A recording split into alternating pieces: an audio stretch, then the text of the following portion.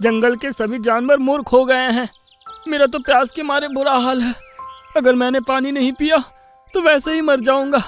इससे बेहतर यही है कि पानी पीकर ही मरूं। एक जंगल में शेर खान नाम का एक बहुत ही क्रूर शेर रहा करता था। जंगल के सभी जानवर शेर खान के नाम से बहुत खौफ खाते थे। शेर खान जब भी जंगल में निकलता तो सभी जानवर डर के मारे अपने अपने घरों में दुबक जाते। शेर खान की जिस किसी भी जानवर को खाने की मर्जी होती, शेर खान उसे खा जाता। शेर खान बच्चों और बूढ़ों तक को नहीं छोड़ता था। सभी जानवर शेर खान के आतंक से पूरी तरह तंग आ चुके थे। तो वहीं दूसरी ओर शेर खान का मंत्री चार्ल्स, जो कि एक चीता था, वो शेर खान से ज्यादा क्रूर था। वो दिन भर शेर खान जंगल के वासियों के खिलाफ शेर खान के कान भरता रहता और शेर खान को बताता रहता कि इस समय जंगल का कौन सा जानवर तगड़ा और स्वादिष्ट है। शेर खान अपने मंत्री चार्ल्स पर आंख बंद करके भरोसा करता था। एक दिन की बात है, जंगल में भयंकर सूखा पड़ गया। जंगल के सभी तालाब सूख गए सिवाय एक तालाब के। शेर खान और उसका मंत्री चार्ल्स उसी तालाब में से पानी पी रहे थे। तभी शेर खान के मंत्री चार्ल्स के दिमाग में एक खुराफाती योजना आई। उसने शेर खान की ओर देखकर कहा, महाराज, जंगल के सारे तालाब सूख चुके हैं, केवल यही तालाब बचा है अब तक। तुम्हारे कहने का मतलब क्या है मेरे दोस्त? मेरे कहने का मतलब यही है कि अगर जंगल के सारे जानवर इस तालाब का पानी पिएंगे तो इस तालाब से भी पानी खत्म हो जाएगा। तुम मेरे सबसे प्रिय मंत्री और दोस्त हो। तुम मेरा कितना ख्याल रखते हो। इतना कहकर शेर खान अपने मंत्री चार्ल्स के साथ अपनी गुफा पर पहुंच गया।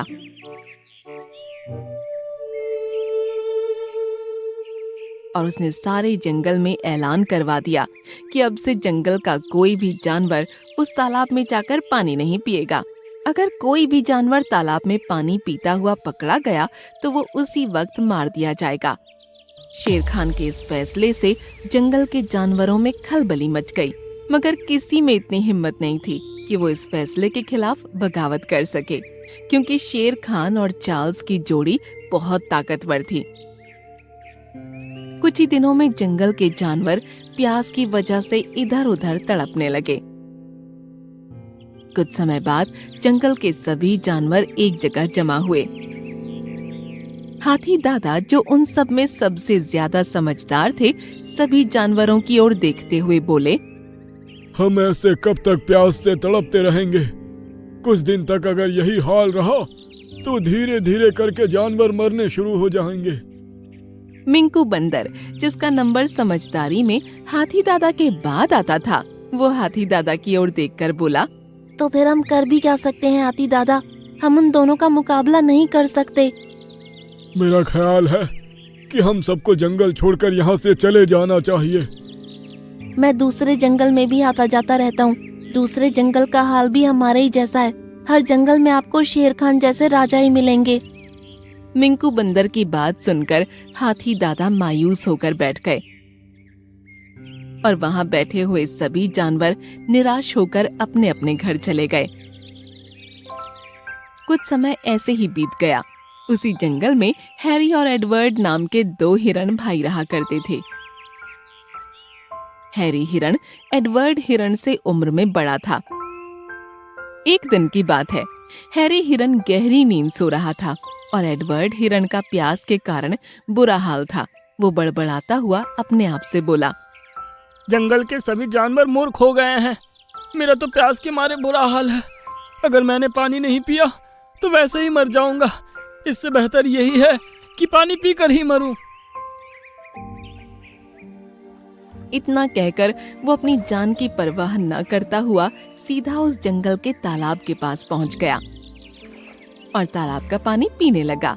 एडवर्ड तालाब का पानी पी रहा था कि तभी एक रंग बिरंगी सुंदर बड़ी सी मछली एडवर्ड से बोली, तुम्हें इस तालाब का पानी नहीं पीना चाहिए। क्या तुमने अपने निर्दयी राजा का आदेश नहीं सुना? हाँ, मैंने सुना। लेकिन अगर मैं पानी नहीं पीता तो प्यास के कारण वैसे ही मर जाता। एडवर्ड हिरन ने इतना कहा ही था कि तभी उसके कानों में किसी की गुर्राहट की आवाज टकराई। उसने जैसे ही पलट कर देखा तो सामने शेर खान का मंत्री चार्ल्स चीता खड़ा हुआ उसे गुस्से से घूर रहा था। एडवर्ड डर से कंपकपाते हुए चार्ल्स चीते की ओर देखकर बोला, मुझे बहुत प्यास लग रही थी, मुझे क्षमा कर दो। तेरी इतनी हिम्मत मामूली हिरन कि तू राजा के आदेश को चुनौती दे। तेरी मौत तो अब निश्चित है। इतना कहकर चार्ल्स चीते ने एडवर्ड हिरन को बड़ी बेदर्दी से मार दिया। इस सारे दृश्य को तालाब की वो बड़ी सी मछली आंखों में आंसू लिए हुए देख रही थी। इत्तेफाक से एक पेड़ के ऊपर इस दृश्य को मिंकू बंदर भी देख रहा था। वो दौड़ता हुआ सीधे हैरी हिरन के पास पहुंचा। उसने सारी घटना हैरी को बता दी। अपने भाई की मौत की खबर सुनकर हैरी दौड़ता हुआ वहां आया। चार्ल्स चीता वहां से जा चुका था। अपने भाई को जमीन पर पड़ा हुआ खून से लथपथ देख वो फूट फूट कर रोने लगा। मैंने तुमसे मना किया था छोटे भाई, लेकिन तुम नहीं माने। काश तुम मेरी बात मान जाते तो आज जीवित होते, लेकिन मैं तुम्हारी मौत का बदला जरूर लूंगा। मैं शेर खान और चार्ल्स चीते को जीवित नहीं छोड़ूंगा। लेकिन तुम ऐसा कैसे कर सकते हो? वो दोनों बहुत ताकतवर हैं।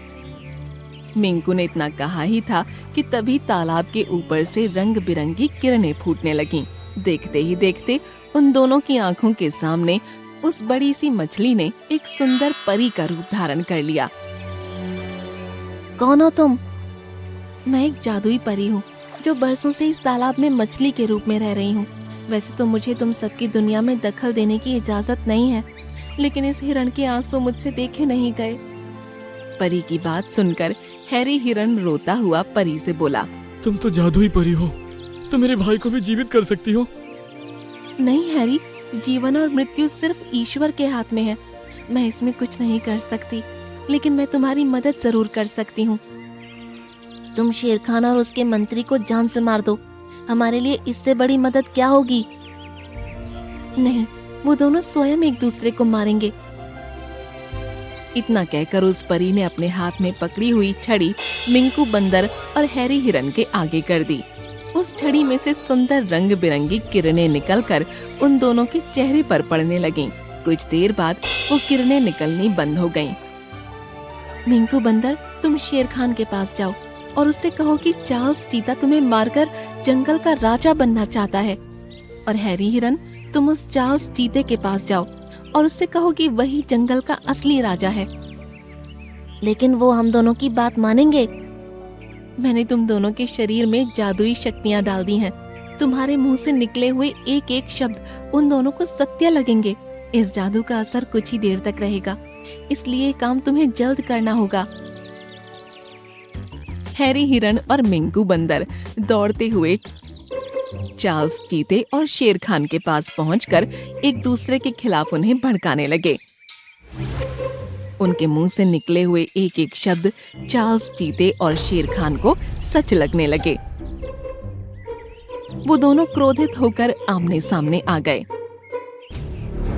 मैंने तुझे इस जंगल का मंत्री बनाया और तू मुझे मारकर इस जंगल का राजा बनना चाहता है। तूने मुझे इस जंगल का मंत्री बनाकर कोई एहसान नहीं किया। मैं एक ताकतवर चीता हूँ, मैं तुझसे बेहतर इस जंगल को चला सकता हूँ। तो फिर ठीक है, इस लड़ाई में हम दोनों में जो भी जीवित बचेगा वही जंगल में हुकूमत करेगा। इतना कहकर शेर खान ने चार्ल्स चीते के ऊपर हमला कर दिया। चार्ल्स चीता और शेर खान बुरी तरह से लड़ने लगे। कुछ ही देर में उन दोनों ने एक दूसरे को बुरी तरह से घायल कर दिया और जमीन पर गिरकर तड़प तड़प कर मर गए।